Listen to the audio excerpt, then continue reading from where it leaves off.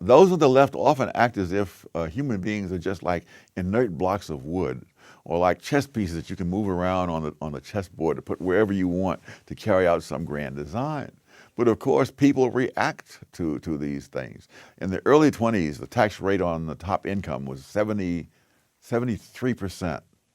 And the people making over $100,000 paid something like 30% of all taxes. By the end of the decade, the tax rate on the top had been cut to 24%. People making over $100,000 now paid 65% of all taxes. And the reason was quite simple, that when you have the tax rate at 73%, people simply don't pay it. They put their money into tax-exempt securities and arrange their financial affairs. So what we're really talking about, do you want a symbolic high tax rate on the high-income people to win votes politically, which the rich themselves are not going to pay? Or do you really want more tax revenue coming into the government? So to gun owners out there who say, well, a Biden administration means they're going to come for my guns. Bingo. You're right if you have an assault weapon.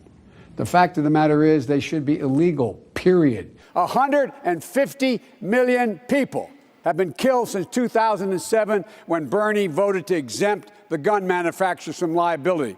More than all the wars, including Vietnam, from that point on. Carnage on our street, and I want to tell you, if I'm elected and I'm coming for you and gun manufacturers, I'm going to take you on and I'm going to beat you. I'm the only one who's done it. Obviously, right now, I'm sure you're well aware of the gun debate going on in the country, and you've weighed in on this before. At what point do we say, okay, here is a clear-cut case where, correlation to causation here? We can look at this graph and determine it. One to me that stands out, we've been talking about this quite a bit with the gun debate, 98% of public mass shootings occur in gun-free zones. Seems to me that's pretty cut and dry, one that's never talked about. In your opinion, when does it cross that barrier where, okay, we can definitively say this is the reason? Well, I think for gun control people, it will never cross that barrier because they will never discuss it in those terms. When did you ever see any gun control advocate come up with numbers to show that gun control reduces murders? There's a huge volume of evidence out there. Think of it. There are 50 states, each having all kinds of different gun laws. There are all kinds of ways they could be compared. Think of all the countries around the world with different gun laws, different periods of history when there were different gun laws. And so you have a mountain of evidence if you were looking for evidence. Instead, they just simply assume from day one that if you have tighter gun laws, you'll have less murder rates.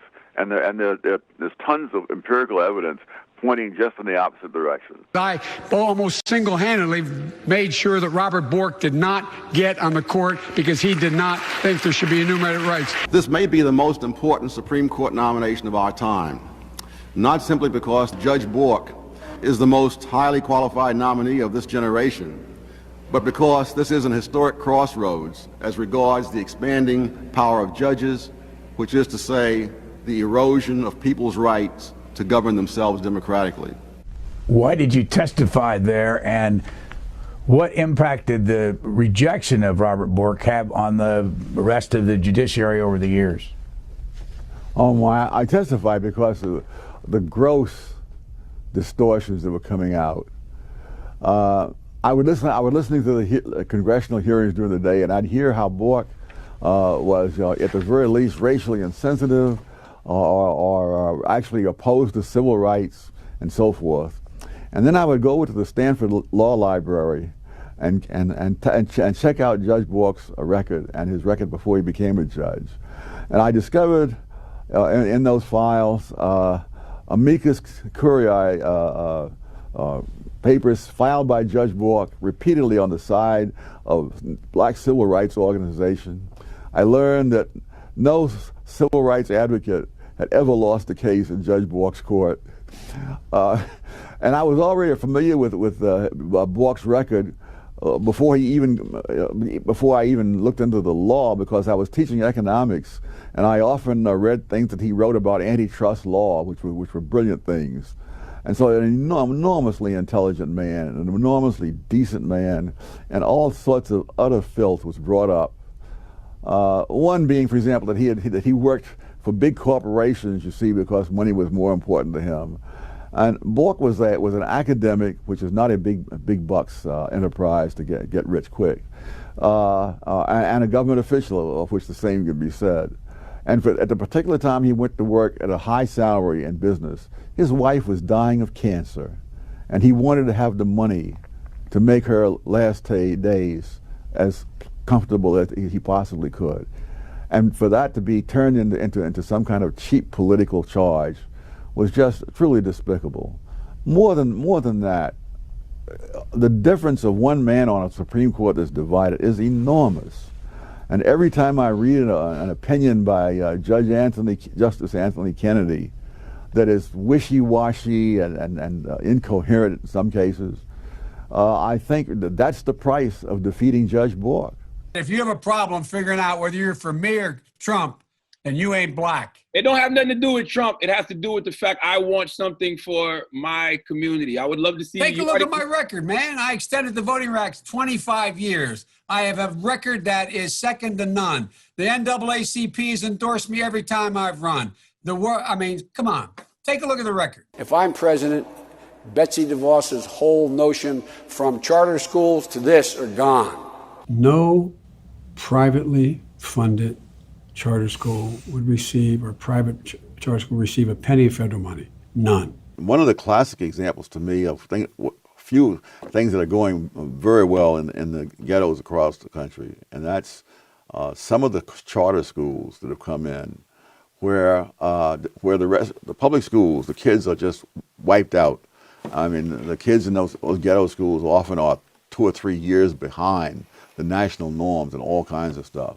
But in some of these ghetto schools, especially those run by the KIPP organization or by the Success These charter Academy, schools. I'm sorry, right. Yes, charter schools in the ghetto. Right. Their kids are scoring at levels equal to, and in some cases better than, that in affluent suburbs where the kids come from families making $200,000 a year. And you would think, my God, this is something that ought to get a lot of attention. The welfare state supporters are fighting against charter schools. The NAACP is fighting against charter schools. The teachers' unions give a lot of money to politicians. They give money to the NAACP. They want a control of the schools because the schools are a source of jobs. Whether or not the kids learn anything is not their concern. I think it's the most cynical thing you can find in American politics are those people who are making themselves big champions of blacks, and yet who are fighting against the one school, kind of schools that are offering a way out of poverty for millions of black kids. Thomas, when I had you on right before the election, I asked you what you thought Trump versus Hillary, and you said, well, Hillary is a known disaster, Trump is a risk, you'll take the risk. How do you feel about Trump versus Biden? Not that different, except I think Biden is a bigger risk than Hillary was. Because? Because, first of all, he's not as smart. And I think that the way things are poised, if he comes in and the Democrats take the Senate, I don't see anything getting better in this generation. I also believe that even though the country has weathered many bad things in the past, there is a point of no return. And I suspect that that's where we're going to be taken to. When I see people talking seriously about abolishing the police force, my gosh, I mean, insanity. And, of course, the biggest losers, if they do that, will be the low-income minority communities where you already have these rising rates of murder as the police withdraw.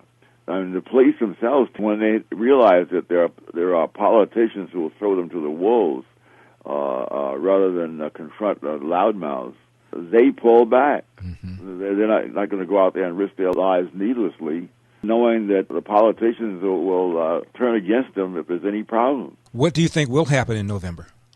Oh, politics is very tough to predict. Mm-hmm. I'm told that at one point there was someone who had a 19-point lead at this time. Yeah, I think Dukakis did. I think at one point That's right. Mm-hmm. That's right. Yeah, they saw by luck Dukakis for what he was, a phony. Mm-hmm. And I think that if they see Biden for what he is, not only a phony, but an incompetent one, then of course all of this can turn around. But there's so much hanging on this that if that doesn't happen, we are going to be in big trouble. It means that the Democrats will be able to appoint the next whatever number of Supreme Court justices turn up during their term. They have so many counterproductive policies out there that I'm not sure the country can recover from.